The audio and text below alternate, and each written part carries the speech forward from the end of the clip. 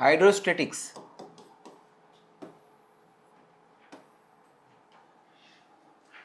है ना, fluid at rest, ये अपने को सीखना है। ठीक है, तो फ्लूइड एट रेस्ट जब हम सीखते हैं यहाँ पर, तो उसमें we are learning properties of liquid, है ना।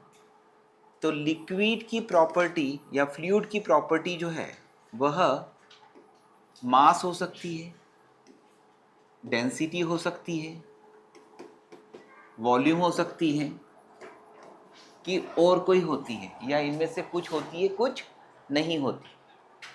आया समझ में? तो यहाँ पर अगर मैं ये एग्जांपल लेता हूँ, 1 लीटर वाटर का मास कितना है? 1 kg। ओके, अगर आपको पता होगा तो 5 लीटर वाटर किसी और जगह का ले लेते हैं, अदर प्लेस का लिया, है ना, तो भी उसका मास कितना आएगा? 5 kg। Property of the matter में मैंने आपको बताया था कि अगर स्टील है तो उसकी इलास्टिसिटी चाहे किसी भी डायमेंशन का वायर क्यों नहीं हो, उसका यंग्स मॉडुलस सेम होगा, वो इंडिपेंडेंट है होता है लेंथ पे, रेडियस पे, कितना फोर्स लगाया उस पर। सरफेस टेंशन अगर एक स्पून में वाटर है या फिर एक बकेट में वाटर है, दोनों जगह का सरफेस टेंशन क्या होगा?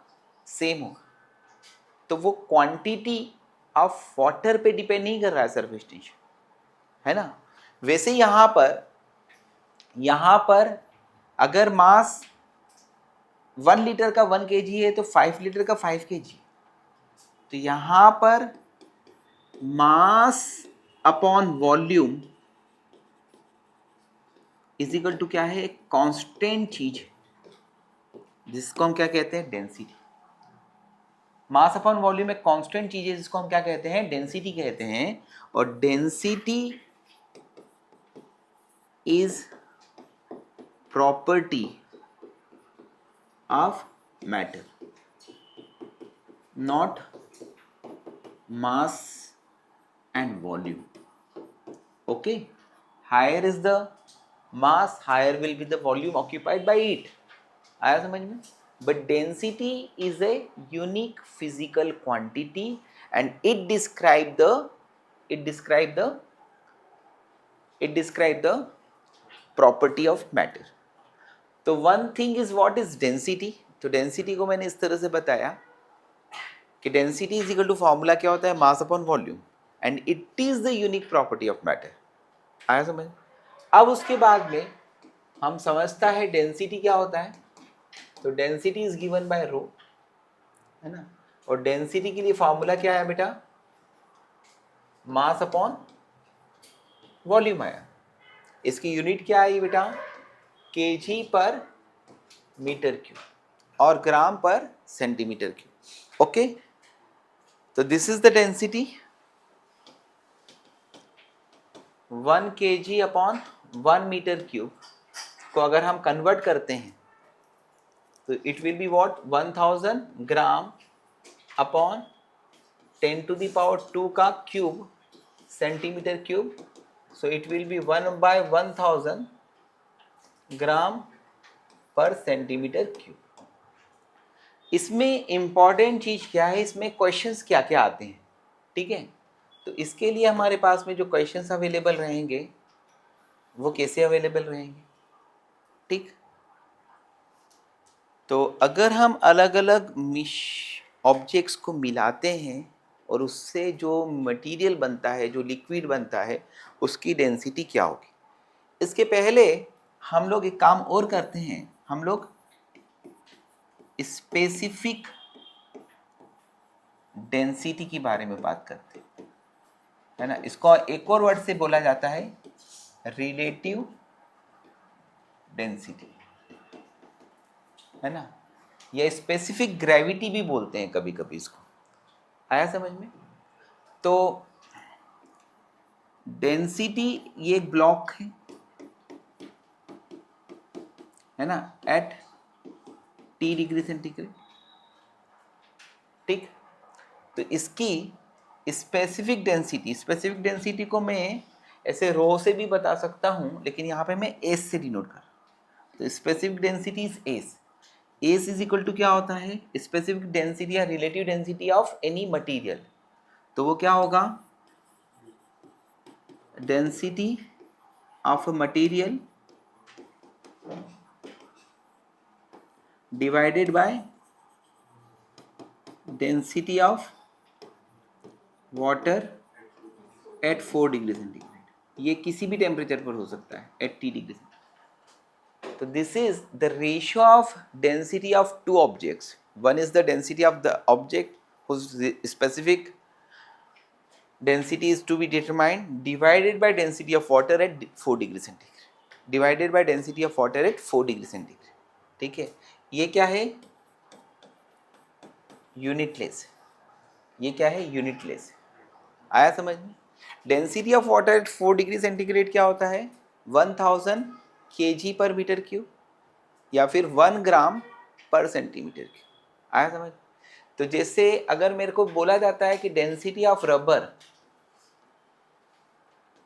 कौन सी, स्पेसिफिक डेंसिटी ऑफ रबर कर देता हूँ, स्पेसिफिक डेंसिटी ऑफ रबर कर देता हूँ, एस ऑफ रबर ये दिया है 7.2। तो डेंसिटी ऑफ रबर किसके बराबर आएगा पता है, specific density of rubber into density of water, है ना। ये यूनिटलेस होता है तो 7.2 इंटू 1000 यानी 7200 kg पर मीटर क्यूब, kg पर मीटर क्यूब। तो this is very simple concept, already 8, 9, 10th standard में हम लोग इसको पढ़ चुके हैं, इसमें कोई भी डिफिकल्टी नहीं है। हाँ, लेकिन जेई में और स्पेशली नीट पे इस पे 2 टाइप की कंसेप्ट को समझना बहुत जरूरी है ना, क्योंकि इस टाइप के क्वेश्चन जो है वो वहां पर देखने को मिल सकते हैं आपको। ठीक, तो इसमें अगर हम यहां पर दोस्तों अब हम निकालते हैं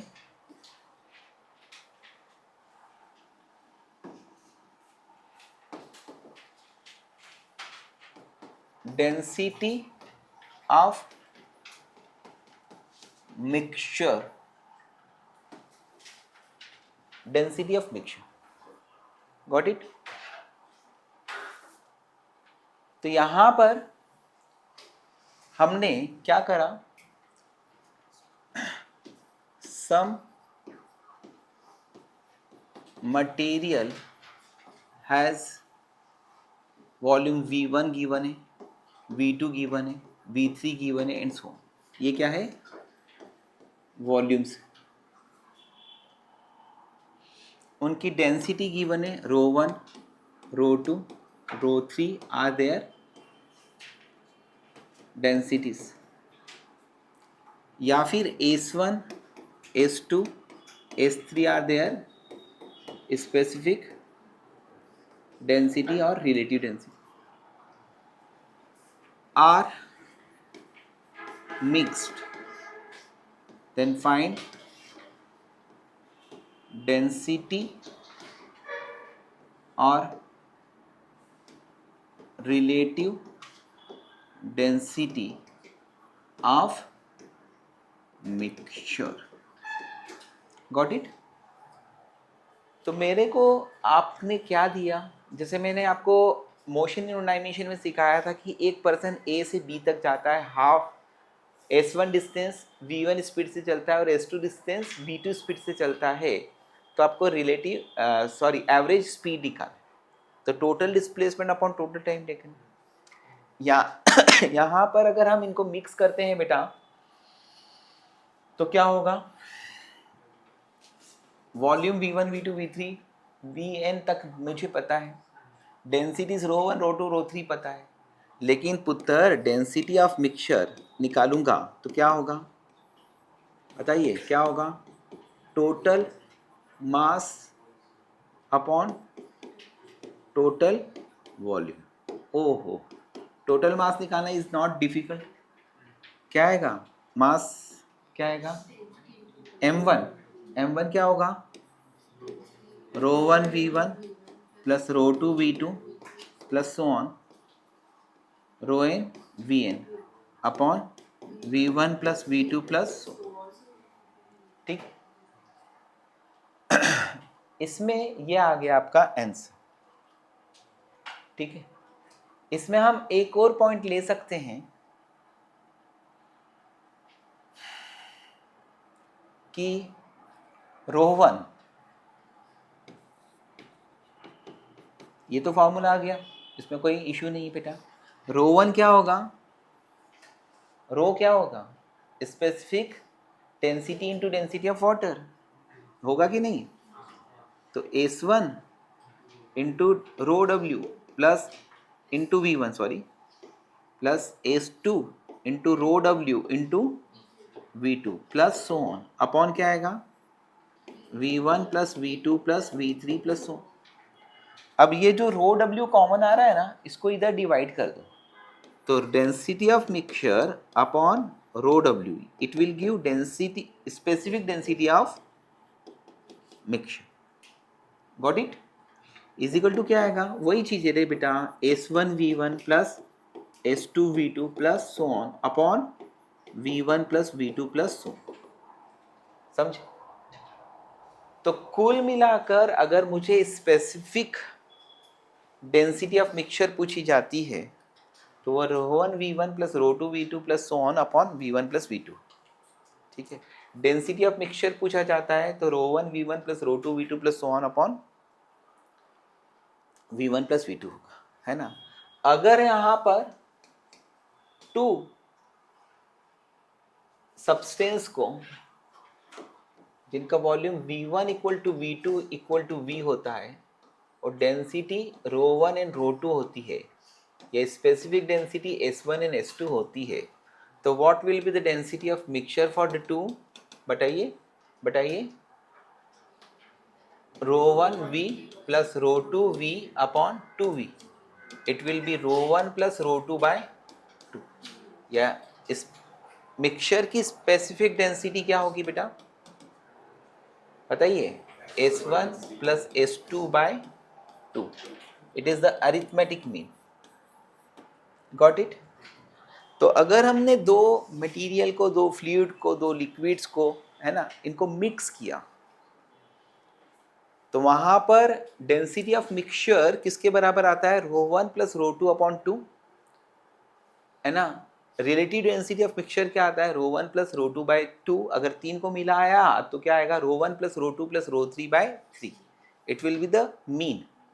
समझ गए. तो ये सिंपल है, सिंपल. ठीक है, और इसी पर क्वेश्चन जो है वो बनाए जाएंगे. जेई में भी इतने इजी क्वेश्चंस आ रहे हैं, है ना, इनको ध्यान रखना ही है, और कोई भी टफ नहीं है, क्योंकि आपको डेंसिटी ऑफ मिक्सचर बोलेंगे तो क्या करोगे, total mass upon total volume करोगे. अब उसके बाद में यहां पर एक और, व्हेन, जब हम डिफरेंट मटेरियल्स को मिला रहे हैं, है ना, तो यहाँ पर उनके क्या थे, वॉल्यूम गिवन थे और डेंसिटी गिवन थे. अब यहाँ पर मैं क्या दूंगा, वॉल्यूम नहीं दूंगा, masses given. When masses and densities are given. Got it.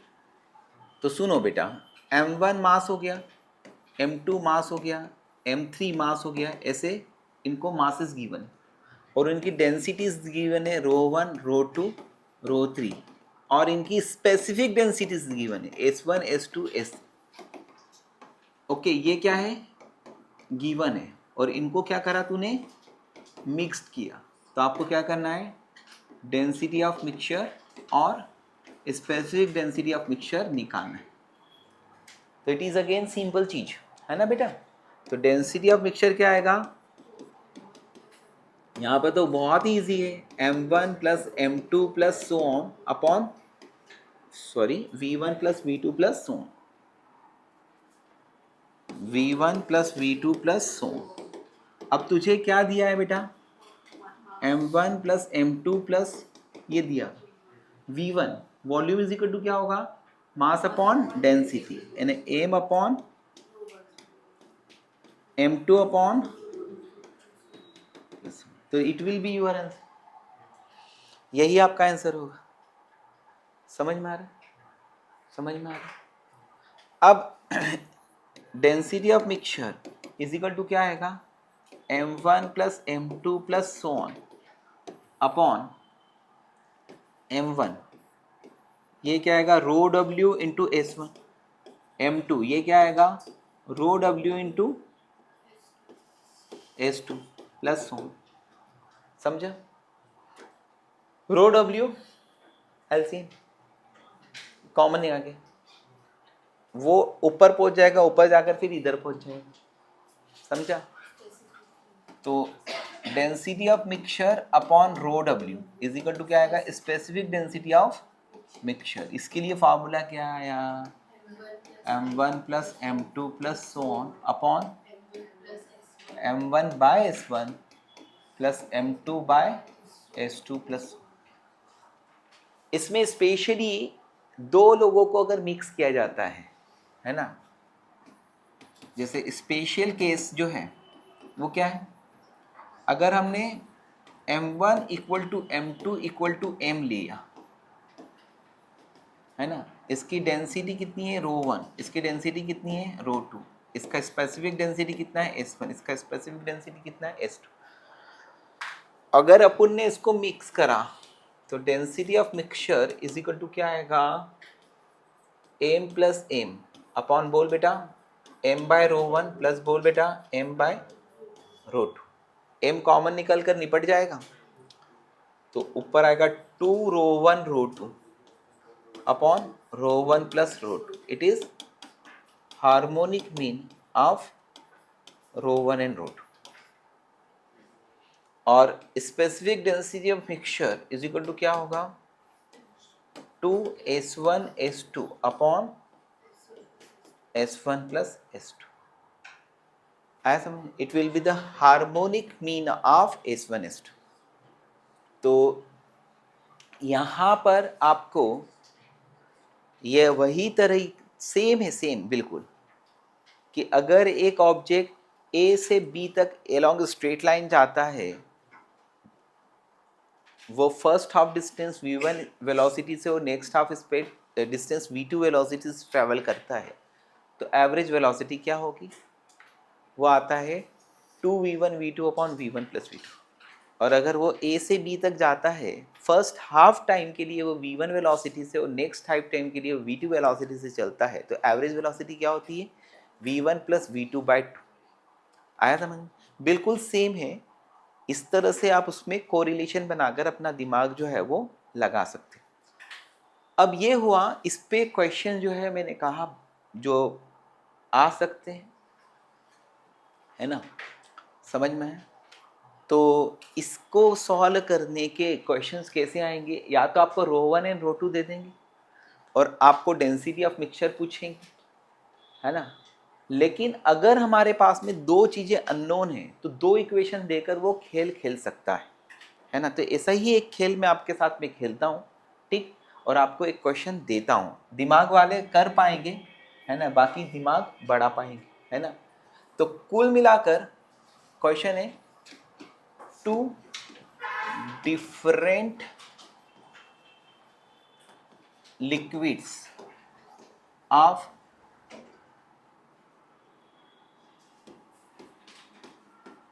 equal volumes, two different liquids of equal volumes are mixed together, then specific density of mixture is, specific density of mixture is 8। Now the same liquids but having same mass, वो के वही दोनों liquid हैं, लेकिन अब उनके क्या करें, दोनों के मासेस सेम रखें, यानी पहले का भी मास सेम, दूसरे का भी mass same, are mixed, then specific density of mixture is 6. Find specific density of each. ये जो दोनों मिला रहे हैं ना, उसमें एक की स्पेसिफिक डेंसिटी S1 होगी, दूसरे की स्पेसिफिक डेंसिटी S2 होगी, तो आपको हर एक की स्पेसिफिक डेंसिटी निकालनी। समझ गया? ओके, ट्राई करिए। स्पीड स्लो है आप लोगों की। ये क्वेश्चन कितने लोगों ने लिख लिया? ओके, ये वेदांती तूने नहीं लिखा था क्वेश्चन? ठीक है।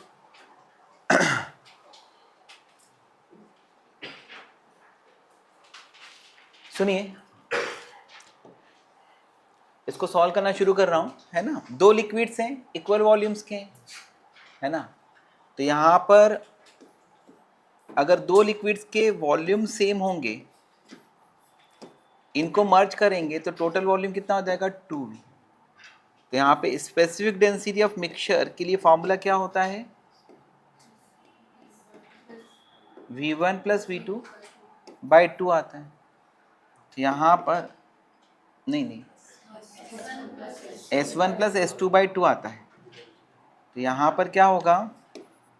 S1 plus S2 by 2 is equal to क्या आएगा? 8। फिर अगर इक्वल मासेस को मिक्स करेंगे तो स्पेसिफिक डेंसिटी ऑफ मिक्सचर के लिए फॉर्मूला क्या आता है? 2 S1 S2 upon is equal to क्या आएगा? 6। ओके, अब इसको हमें सॉल्व करना है, ठीक है। तो यहां पर से अपन ऐसा कर सकते हैं कि S1 S2 is equal to क्या आ जाएगा? 6 into S1 plus S2 upon 2। ये इसका क्रॉस मल्टीप्लाई कर दी, तो S1 S2 की वैल्यू किसके बराबर आ गई? 6, और इसकी वैल्यू किसके बराबर है? 8। 48 आ जाएगा। तो S1 into S2 is equal to आ गया 48, और S1 plus S2 is equal to आ गया 16। तो S1 S2 की वैल्यू लिख सकता हूं 16 minus S1 is equal to 48। तो ये आ जाएगा 16 S1 minus S1 square is equal to 48। S1 square minus 16 S1 plus 48 equal to 0। ये क्वाड्रेटिक इक्वेशन है ना। इससे फैक्टर्स क्या होंगे? 12 एंड 4। तो S1 minus 12 into S1 minus 4 equal to 0। तो S1 इक्वल टू आइदर 12 आएगा और 4 आएगा। अगर S1 12 आएगा तो S2 4 आएगा, S1 अगर 4 आएगा तो S2 12 आएगा। This is your answer. This type of problem जो है वो पूछिए, उसमें मैंने टफ प्रॉब्लम आपको दी है ना। और थियोरिटिकली आप लोगों को फॉर्मूला बेसिक कंसेप्ट ध्यान रखो कि density of mixture is equal to total mass upon total volume, उसको ही अपन खेलते हैं, ठीक है। उसी में अपन काम करते हैं और ये फॉर्मूले को डिटरमाइन करते हैं। अब हम आते हैं प्रेशर पर, है ना। तो जब हम प्रेशर पर जाएंगे, ठीक है, कि प्रेशर क्या फिजिकल क्वांटिटी है, इसकी क्या रिक्वायरमेंट लगी, तो हमें अच्छा रहेगा, ठीक है। अब मुझे सिखाना है प्रेशर।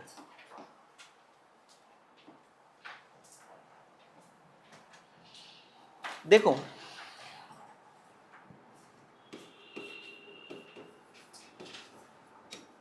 इक्विलिब्रियम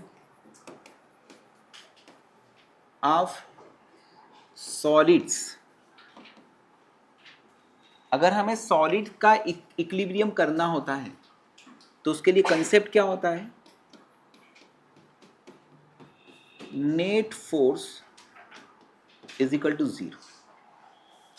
किसी सॉलिड का इक्विलिब्रियम बताना है तो उस पर हमें क्या बताना पड़ेगा? नेट फोर्स जीरो, है ना। Pressure is not well defined in the case of solid. क्यों? क्योंकि प्रेशर इज इक्वल टू होता है फोर्स अपॉन एरिया। जब हम दो सरफेसेस को कांटेक्ट में रखते हैं तो यहां पर एरिया में कौन सा एरिया होना चाहिए? Actual area is not equal to apparent area. जब एक हाथ के ऊपर दूसरा हाथ रखा जाता है तो ये एक्चुअल एरिया इन कांटेक्ट बहुत कम होता है as compare to apparent area, यानी कि पूरे पाम का एरिया। समझ में है? तो अगर यहाँ पर सॉलिड्स की बात करते हैं तो क्या होता है? प्रेशर वेल डिफाइंड नहीं है। वो मैंने आपको फ्रिक्शन में समझाया था कि actual area in contact is less than apparent area in contact. In liquid actual area in contact is equal to apparent area in contact।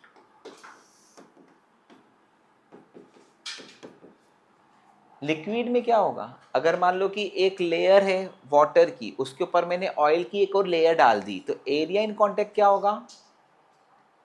Very well defined होगा। Therefore pressure term is used to describe equilibrium of liquid and gases। समझ में है? तो pressure की necessity जो है आपको solids में कहीं पे भी नहीं लिया मैंने। प्रेशर टर्म कहाँ पे लिया? लिक्विड में लेना शुरू कर रहा हूँ। तो यहाँ पर मैं सबसे पहले ये बता रहा हूँ कि प्रेशर यहाँ का वेल डिफाइंड है बेटा, क्योंकि एरिया वेल डिफाइंड। आया समझ में? अब अगर मान लीजिएगा कि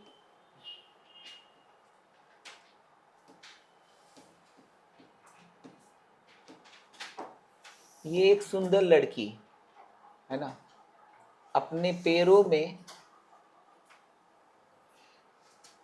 स्लीपर पहनकर किसी गीले ग्राउंड में जा रही। आया समझ? और ये एक और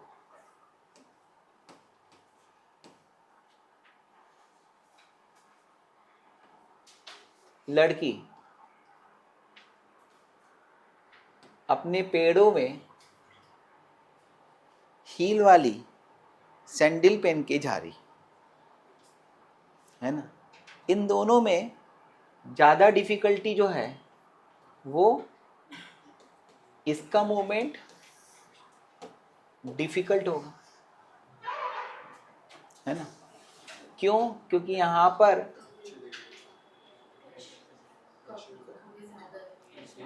स्लीपर यहाँ पर पहन रखी उसने, उसको चलना जो है, क्योंकि उसका वेट तो सेम ही है दोनों लड़कियों का, है ना। लेकिन यहाँ पर प्रेशर जो है वो कम एग्जर्ट होगा और वहाँ पर क्या बोलते हैं उसको?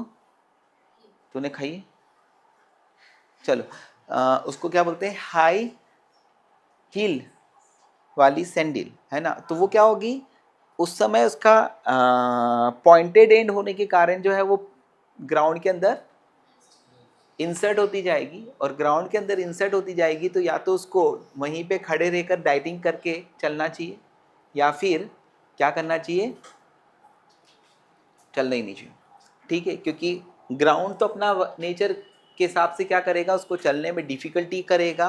और डिफ़िकल्टी क्यों हो रही है, क्योंकि यहाँ पर एरिया कम होने के कारण क्या होगा, वो इजीली इंसर्ट होगी। इसीलिए एक नेल को इंसर्ट करना इजी होता है एज कम्पेयर टू अगर एक रॉड को हम किसी दीवार के अंदर इंसर्ट करेंगे, उसको बार बार हैमर से मार कर।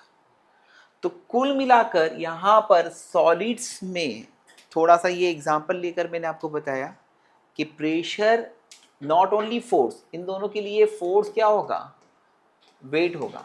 ये क्या होगा, सेम है, लेकिन इसको चलना डिफिकल्ट क्यों है, क्योंकि इसके पैर जो है वो इंसर्ट होते जा रहे हैं कीचड़ के अंदर। समझी। अब उसके बाद में बेटा प्रेशर मुझे समझाना है ना, क्या समझाना है, प्रेशर। तो average pressure is equal to क्या होता है, फोर्स अपॉन एरिया। ठीक है, आया समझ, ये होता है एवरेज प्रेशर। ठीक है, लेकिन यहां पर प्रेशर इज इक्वल टू क्या होगा, pressure at a point, at a point is equal to क्या होगा, limit delta A tends to zero, delta F upon delta A, that will be D F upon D. तो pressure at a point is equal to क्या होगा, उस point पर एक छोटा सा एरिया ले लो और उस एरिया पे लगने वाला फोर्स क्या हो गया, डी एफ। जैसे यहां पर ये एरिया हो गया डेल्टा है, इस पर फ्लूइड जो है फोर्स क्या लगा रहा है, डेल्टा एफ, है ना। लेकिन अगर मैं इस सेक्शन का ये पॉइंट लेता हूं, तो इस पॉइंट पर फोर्स हुआ डी एफ और इसका एरिया क्या हुआ, डी। तो वो उस पॉइंट पर प्रेशर होगा। ठीक, तो प्रेशर क्यों हुआ और प्रेशर कहां पे लगा, प्रेशर किसके कारण लगा, फ्लूइड के कारण उस सरफेस के ऊपर normal force divided by that area. आया समझ में, एज जितना स्मॉलर एरिया लिया जाएगा उतना ही क्या होगा, वो प्रेशर एट ए पॉइंट को डिनोट करेगा। अब इसके बाद में ये सब है ना, एग्जैक्टली लिखने की चीजें नहीं हो सकती, क्योंकि आपको समझना है। ठीक है, और वो समझाकर मैं पूरा के पूरा बोर्ड आपको दे देता। ठीक, मोस्ट ऑफ द लोग जो है वो क्या बोलते हैं कि आपको जो हम लोग लिखा रहे हैं वही लिखते जाइए, बहुत है।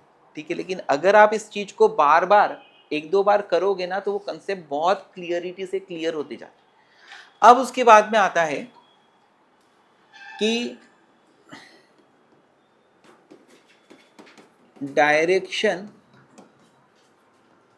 Of force exerted by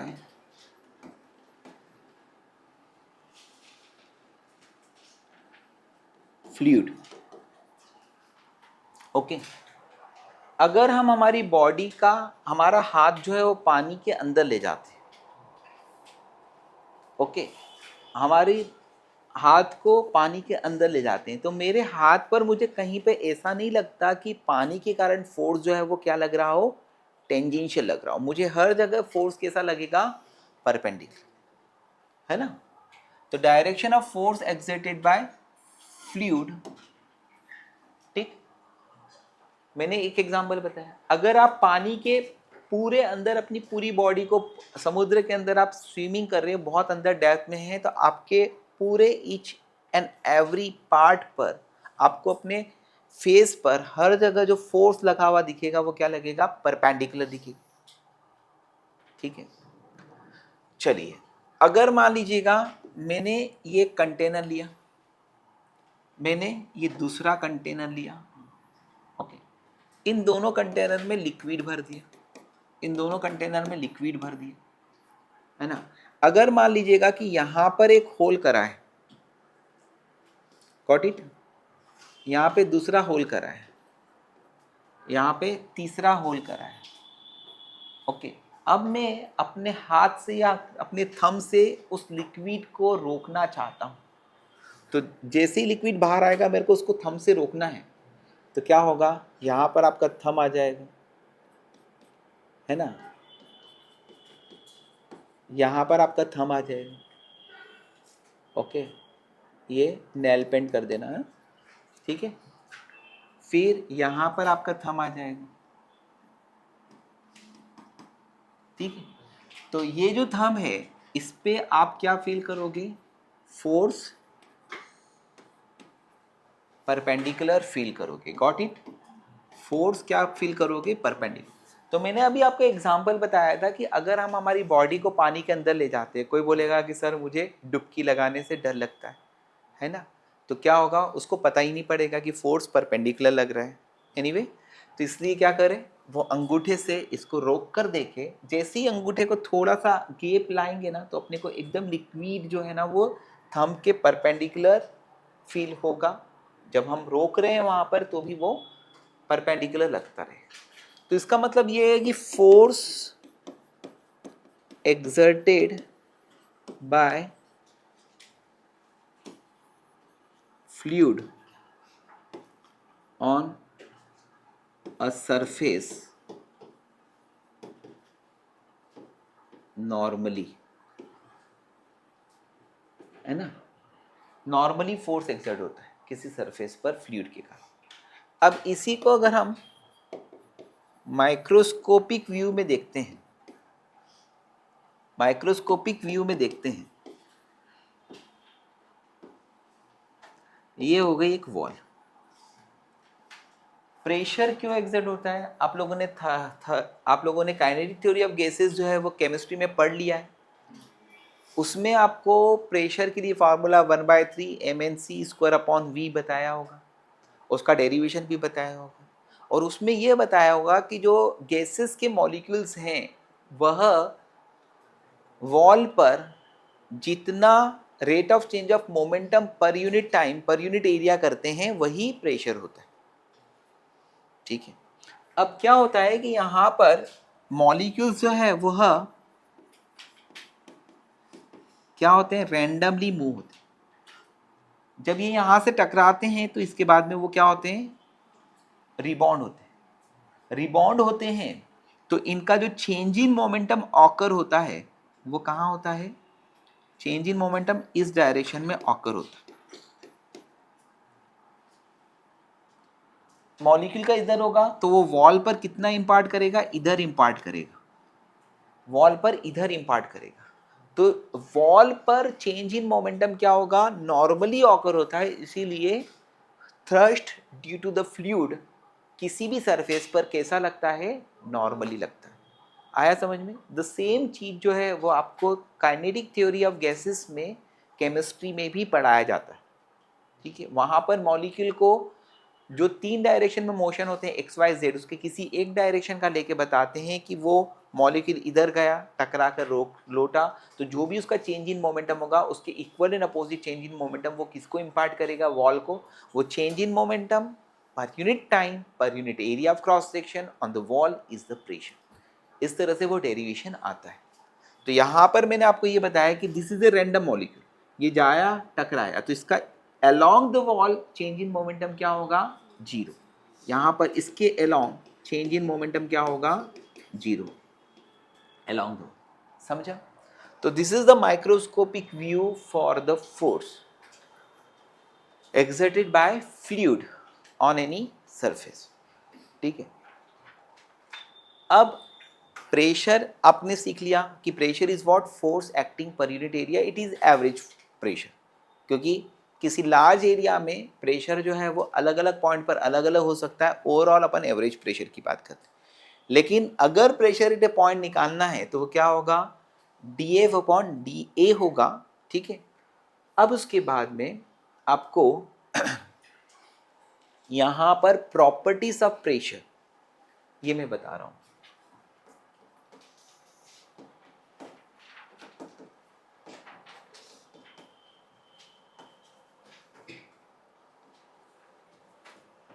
properties of pressure हम लोग क्या पढ़ रहे हैं, क्या पढ़ रहे हैं? हाइड्रोस्टैटिक्स। हाइड्रोस्टैटिक्स में कहने का मतलब ये है कि लिक्विड जो है वो कंटेनर के विथ रिस्पेक्ट टू कहाँ पर होना चाहिए? रेस्ट में होना चाहिए, ठीक है। और उसके बाद में यहाँ पर पहली प्रॉपर्टी है pressure is isotropic in nature. Pressure is isotropic in nature. That is, pressure at a point is same in all direction. Pressure is isotropic in nature. यानी किसी पॉइंट पर प्रेशर सभी डायरेक्शन में क्या होता है? सेम होता है ना। इसको मैं समझाने के लिए क्या करता हूं, ये लिक्विड हो गया। इस लिक्विड के अंदर अगर मैंने एक क्यूब लिया, ये क्या है? क्यूब है, क्यूबॉइड है, कुछ भी है। इस पे आपको बता चुका हूं कि फोर्स क्या होता है? परपेंडिकुलर लगता है। फोर्स क्या लगता है? परपेंडिकुलर, है ना, ठीक। फोर्स पर यूनिट एरिया क्या होता है? प्रेशर, है ना। प्रेशर एट ए पॉइंट करेंगे तो अगर हम इसको इमेजिन करते हैं कि ये क्यूब जो है वो स्मॉल साइज का हो, क्या हो गया बेटा? स्मॉल साइज का हो गया। तो ये स्मॉल साइज का अगर हो गया तो इतना छोटा तो मैं बताऊंगा ही, क्योंकि एक पॉइंट तो नहीं बता रहा हूं। समझी बेटा? पढ़ ले। तो यहाँ पर यहाँ पर यहाँ पर यहाँ पर क्या आ रहा है? क्या आ रहा है? ये इस पॉइंट पर सभी तरफ से जो फोर्स पर यूनिट एरिया होगा वो प्रेशर होगा। तो यहाँ पर ये डिनोट हो रहा है कि ये सेम है इन ऑल डायरेक्शन। आया समझ? इसके अलावा इसको एक और तरीके से समझाया जा सकता है, और वो तरीका ऐसा है कि कोई एक एपैरेटस लिया जाता है जो प्रेशर को मेजर करता है, और वो एपैरेटस को एक पॉइंट पर अगर हम रोटेट करते हैं, पूरा 360 डिग्री घुमाते हैं, तो वो क्या होगा? हर जगह सेम रीडिंग दे रहा है। इसका मतलब क्या है कि प्रेशर सेम है। जो एपैरेटस होता है ना प्रेशर मेजर करने का, वो एपैरेटस इस तरह से बनाया जाता है। ये एक फनल होता है, फनल के ऊपर एक मेम्ब्रेन लगा देते हैं रबर की, और उसका कनेक्शन जो है वो किसी एपैरेटस से होता है जो कि थ्रस्ट को मेजर करता है। आया समझ में? क्योंकि यहाँ पर जब ऊपर मेम्ब्रेन लगाई, जितना फोर्स लगेगा उतना मेम्ब्रेन में फोर्स लगेगा, उतना ही वो यहाँ पर एयर को कंप्रेस करेगी, और उसको हम मेजर करते हैं, जिससे हम प्रेशर मेजर करते हैं। तो इस तरह के जो एपैरेटस को यहाँ पर रखकर अगर मैं इसको घुमाऊंगा 360 डिग्री, तो वो क्या होगा? सभी केसेस में सेम रीडिंग देता है। ये शो करता है कि pressure is same in all direction. इसको हम बोलते हैं isotropic nature of the pressure. समझा? जैसे अगर तू यहाँ पर हाथ को रखा, अब ये हाथ को अगर घुमाएगा तो क्या होगा? तेरे हाथ पर इक्वली प्रेशर फील हो। Got it? तो this is the first property of pressure, है ना। This is the first property of the pressure कि प्रेशर इज आइसोट्रोपिक, है ना। प्रेशर के कारण जो फोर्स किसी सरफेस पर लगता है वो कैसा लगता है? नॉर्मल टू द सरफेस लगता है ना। अगर वो नॉर्मल टू द सरफेस नहीं लगता तो क्या होता? अगर वो नॉर्मल टू द सरफेस नहीं लगता तो क्या होता है? एक एक छोटी छोटी चीज़ें जो है ना वो बता रहा हूँ। ये सारी चीज़ों को पढ़ने के लिए तुम्हें कम से कम 3 अलग अलग बुक्स की ज़रूरत होगी, है ना। एकदम बेसिक से शुरू हो रहा है, ठीक है। आया समझ में? अगर तुम यहाँ पर मल्टीपल बुक्स भी लेकर देखोगे ना तो तुम्हें इसमें कंटेंट ज़्यादा दिखेगा, ठीक। लेकिन उसका यूटिलाइज करो, मेहनत करो, सॉल्व करो क्वेश्चंस को। अब उसके बाद में यहाँ पर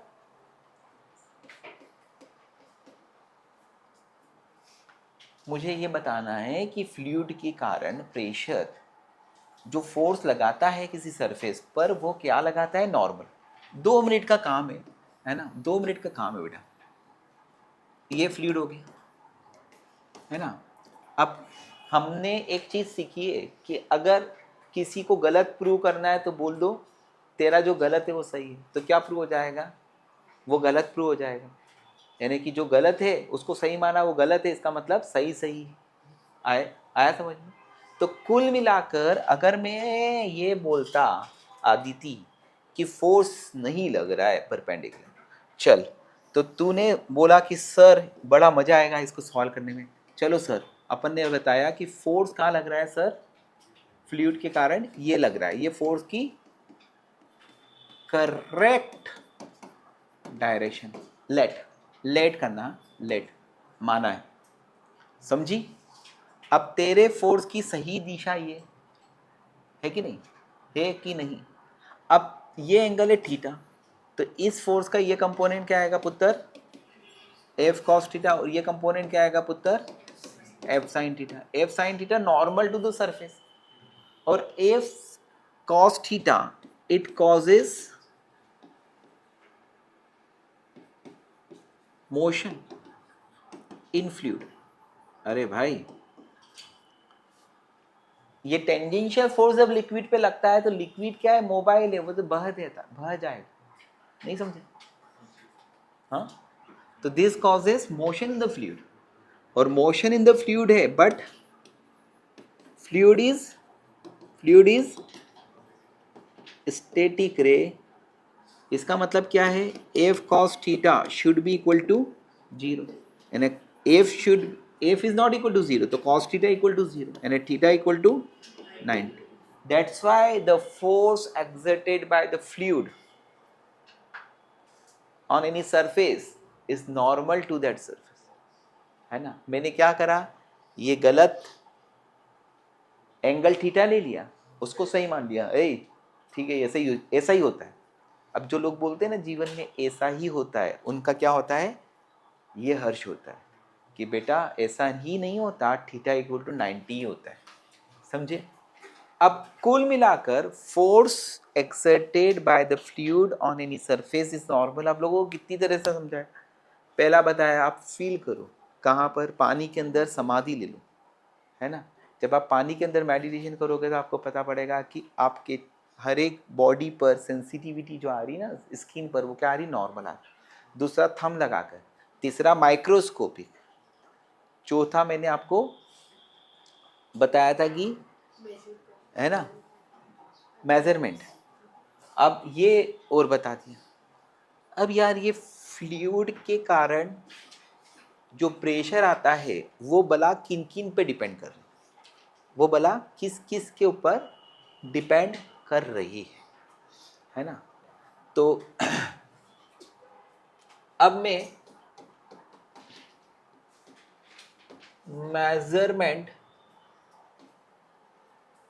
मेजरमेंट ऑफ प्रेशर की तरफ जा रहा हूँ। मैं कहाँ जा रहा हूँ बेटा, मेजरमेंट ऑफ प्रेशर की।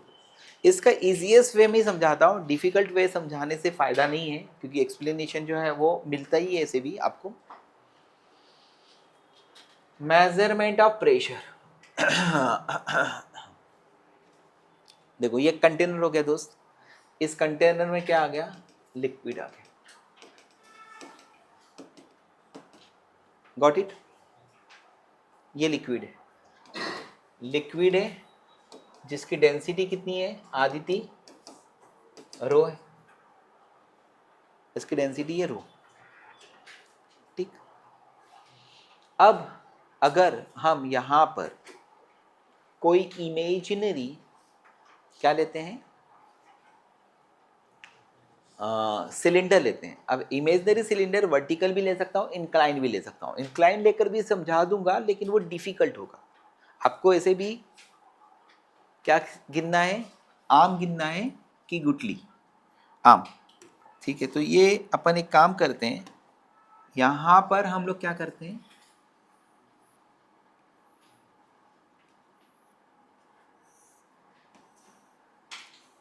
ये आ गया एक इमेजिनरी सिलेंडर। हमने लिक्विड के अंदर एक इमेजिनरी सिलेंडर सपोज करा, इसका एरिया ऑफ क्रॉस सेक्शन है dA, इसकी हाइट है dH। ये इमेजिनरी सिलेंडर ये काय में है, इक्विलिब्रियम में। किसके अंदर? लिक्विड के अंदर। जब ये लिक्विड के अंदर इक्विलिब्रियम में है पुत्र, तो यहाँ पर इस सरफेस पर एक फोर्स लगेगा, ऊपर वाला लिक्विड, ये सिलेंडर लिक्विड के अंदर इक्विलिब्रियम में है, तो ऊपर वाला लिक्विड, जो इसके ऊपर लिक्विड है ना, उस पर एक फोर्स लगाता है F। नीचे वाला लिक्विड इस पे फोर्स लगाता है F2। इधर जो फोर्स लगते हैं, वो फोर्सेस क्या हो रहे हैं, ये कैंसिल आउट हो रहे हैं। ये फोर्सेस क्या हो रहे हैं, कैंसिल आउट हो रहे हैं, क्योंकि ये कर्व पार्ट पर इक्वल एंड अपोजिट लग रहे हैं।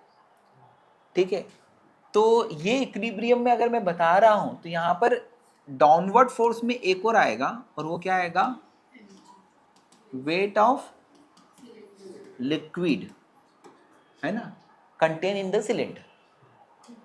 समझ में आया? तो यहाँ पर ये इक्विलिब्रियम में है, यानी F1 plus what, weight of liquid contained in cylinder is equal to F2। पुत्र फोर्स किसके बराबर होता है, pressure into area. Let the pressure here is P1, let the pressure here is P2, है ना।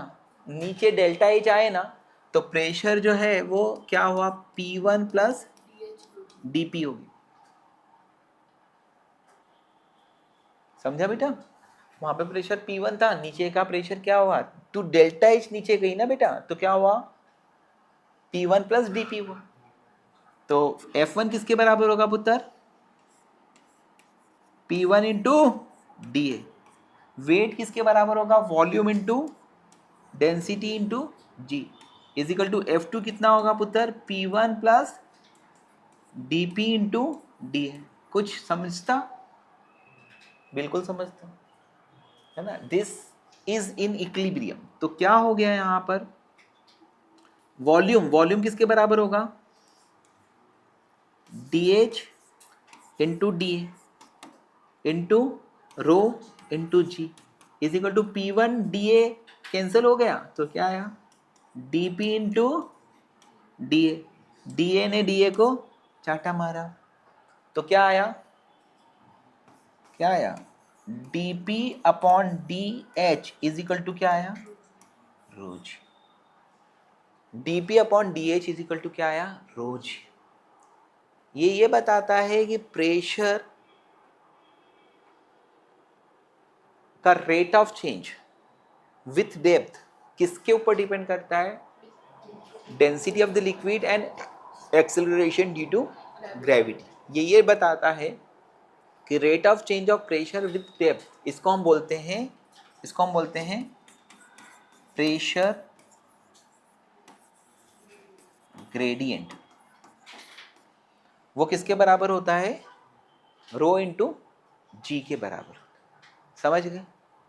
इतना कॉपी कर लीजिए। यस। तो कुल जमाकर आप लोगों को मैंने कुछ चीज़ें बताई है जो आपको बहुत अच्छे से समझ लेना चाहिए। जैसे ये एक फ्लूइड है ना, इसके इस पॉइंट पर प्रेशर कितना है, एटमॉस्फेरिक प्रेशर। ये लिक्विड की डेंसिटी क्या है, रो है, और ये रो क्या है, यूनिफॉर्म है, सेम। यहाँ से तो एज डेप्थ पर गया और यहाँ पर तेरे से प्रेशर पूछा जा रहा है, प्रेशर एट डेप्थ एज। तो आपको पता है, we know that dP by dH is equal to क्या होगा, रो जी। तो D P is equal to क्या होगा, rho into G into D H. इसका इंटीग्रेशन कर दीजिएगा। At height H equal to 0 pressure कितना है पी नॉट।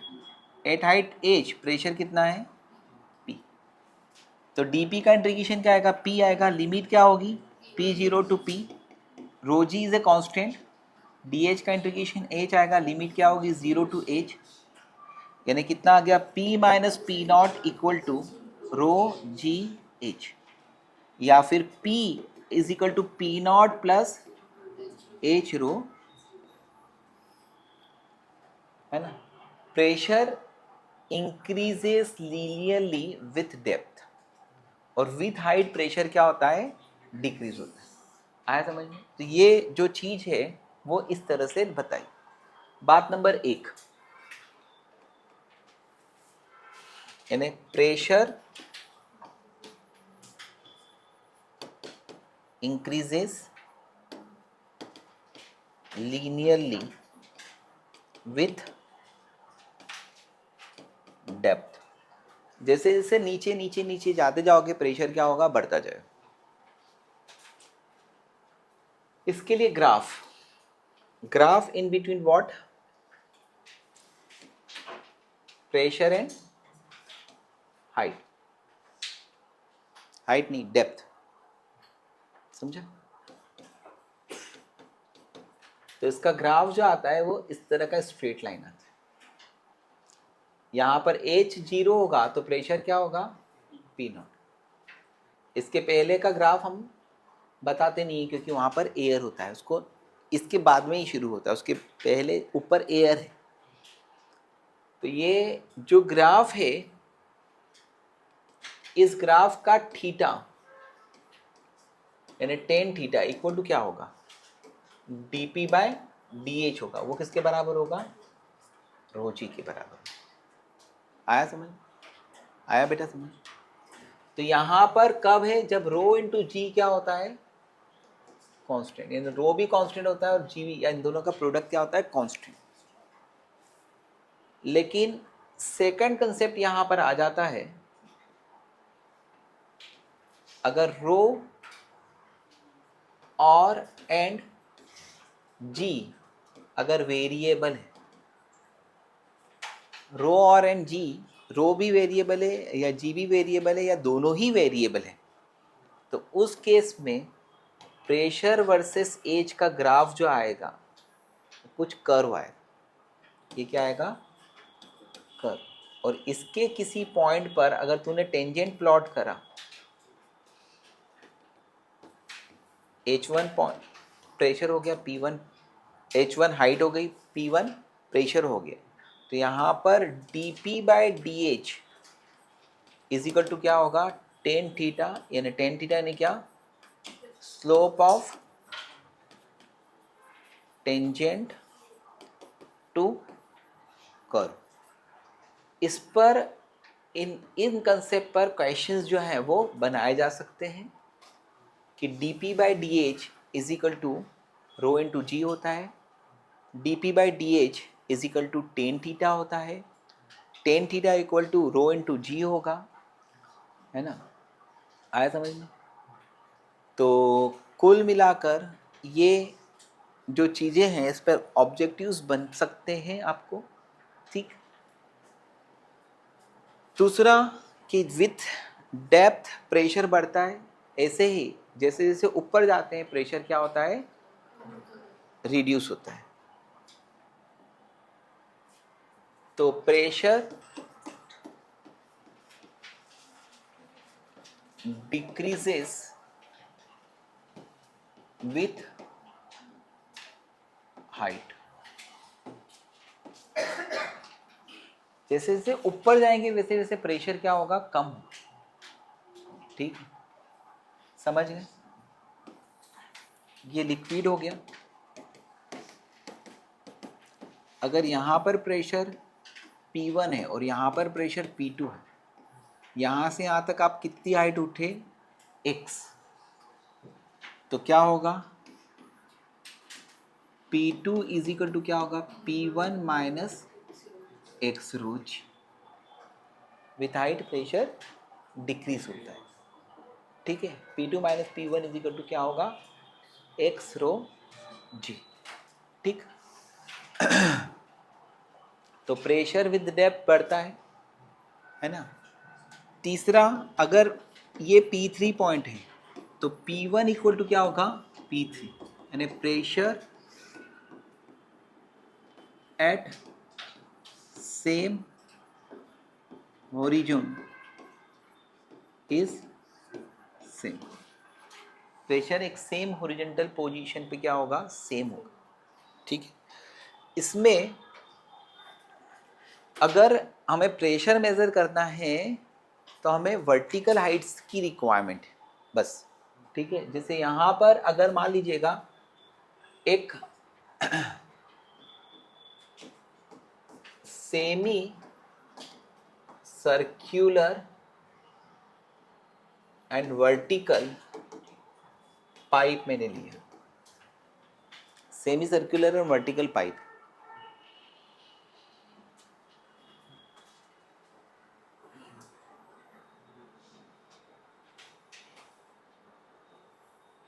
ये ऐसा है, इसमें एक लिक्विड भरा हुआ है, इसकी रेडियस है r, ये एक पॉइंट है, ये दूसरा पॉइंट है, ये एंगल 60 डिग्री है, ये एंगल 30 डिग्री, आया समझ। ये पाइप है, इसमें लिक्विड भरा है जिसकी डेंसिटी रो है, रेडियस r है ना। आपको पता है कि यहाँ पर ये पॉइंट 1 होगा, ये पॉइंट 2 होगा, यहाँ पे प्रेशर P2 होगा, यहाँ पे प्रेशर P1 होगा, तो किस पॉइंट पर प्रेशर ज़्यादा होगा, P2। अगर मुझे P2 माइनस P1 निकालना है तो क्या होगा, अगर मुझे यहाँ पर P2 माइनस P1 निकालना है तो क्या होगा, ठीक है। फिर उसके बाद में यहाँ पर अगर मैं इसको सॉल्व करने जाता हूँ तो मुझे क्या करना पड़ेगा कि मैं इस पॉइंट से कितना नीचे गया, आया समझ, इस पॉइंट से मैं कितना नीचे गया, तो ये रेडियस r है, ये लेंथ क्या होगी, यहाँ से यहाँ तक की लेंथ क्या होगी, r cos 60 बेटा, और ये वाली लेंथ, संपूर्ण लेंथ क्या होगी, r cos 30, गॉट इट। तो क्या होगा, P2 minus P1 is equal to, आप कितना नीचे गए, h रो जी के बराबर होगा। h यानी कितना नीचे गए बेटा, ये टोटल डिस्टेंस में से ये डिस्टेंस को माइनस करोगे तो ये आ जाएगा h, it is what, r cos 30 minus r cos 60 into rho g. So your answer is r root 3/2 minus 1/2 rho g. समझ गए। तो ये क्वेश्चन मैंने आपको बना कर दिया कि प्रेशर जो है वह किसके ऊपर डिपेंड नहीं करता है, यहाँ पर ऊपर लिक्विड है या नहीं है इस पर डिपेंड नहीं करता है, it is a complete liquid है, आया ना समझ में, एक कंप्लीट लिक्विड है, उसकी इन दोनों पॉइंट के बीच में प्रेशर डिफरेंस निकालना है। तो आप जैसे जैसे नीचे जाओगे प्रेशर बढ़ेगा, और कितना नीचे गए यहाँ से यहाँ तक, h, और वो निकालने के लिए मैथ्स का एक सिंपल कंसेप्ट लगाकर हम लोगों ने निकाला। तो एक क्वेश्चन और बनता है इस पे, वो मैं आपको देता हूँ, आप उसको अटेम्प्ट करो बस, it is the last problem, ठीक है।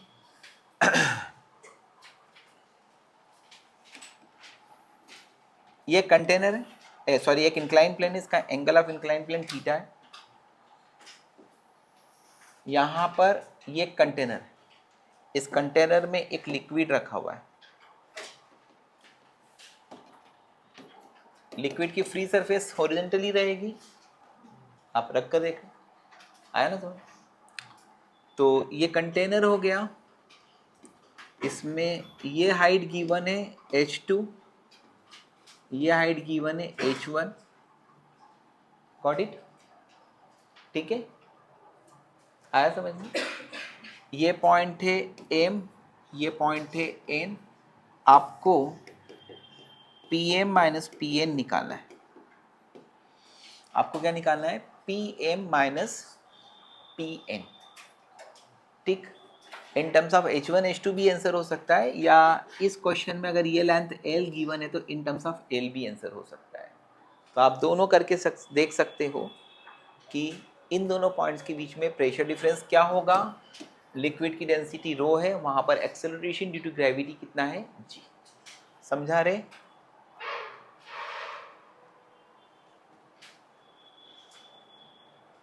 करिए सॉल्व। यस बेटा। तो ये एक क्वेश्चन जो मैंने दिया था वो बहुत सिंपल क्वेश्चन था, है ना। अब सुनिए, इस लाइन के परपेंडिकुलर ये लाइन है और इस लाइन के परपेंडिकुलर ये लाइन है, तो ये भी एंगल क्या होगा, थीटा। ओके, इसको आगे एक्सटेंडेड बना हुआ मानो, इस लाइन के परपेंडिकुलर ये लाइन है और इस लाइन के परपेंडिकुलर ये लाइन है, तो ये भी एंगल क्या होगा, थीटा। तो बेसिकली इस पॉइंट पर प्रेशर, ये अगर x2 है और ये अगर x1 है, तो आपको Pm माइनस Pn किसके बराबर होगा, x2 minus x1 rho G. Yes और नो? वर्टिकल डेप्थ आपको मेजर करनी। What will be the value of x2? x2 is equal to क्या होगा, h2 cos थीटा, और x1 बराबर क्या होगा, h1 cos थीटा। तो यहाँ पर h2 minus h1 cos theta rho G is your answer. समझ गए? आया समझ में? तो इसकी फर्स्ट डीपीपी आप सॉल्व करने की कोशिश करिए, मोर देन 10 क्वेश्चन सॉल्व कर पाओ।